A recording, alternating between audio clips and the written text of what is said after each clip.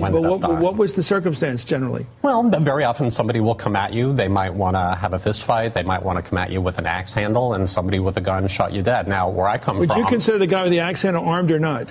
Well, not with a gun. No, I'd call him armed. Well, I have a word for him. I grew up in Colorado where my dad was a gun dealer, and a guy who shoots somebody who has anything other than a gun when they could have done something else, like talk or fight with their fists. Well, how do you talk to a guy with an axe handle? How do you talk to a guy with an axe handle? You fight him. You run away. You de-escalate the situation. Right. I mean, that's the way it works. But here's where the scales are tipped in favor of the person with the gun who decides he or she wants to stand his ground. And that is the way the law is written. It says if the person who uses the deadly force reasonably believes that they are in danger of bodily harm or death, that's where stand your ground becomes, to my mind, insane. How do you determine that? How do you define? Well, find me a case. Skip the Zimmerman case. That's too hard. Give me a case where somebody you think unreasonably claimed fear of death or grievous bodily harm when they shouldn't be able to do that. Oh, well, I'd say the Zimmerman case is the best possible. Well, argue about it, because then that gets to the question: do you believe his testimony or not? Right. Well, if you look at this, I don't want to give you a specific case. Then we get into issues of fact. But if you look at the same study of the stand your ground law in Florida, in more than 60% of the cases,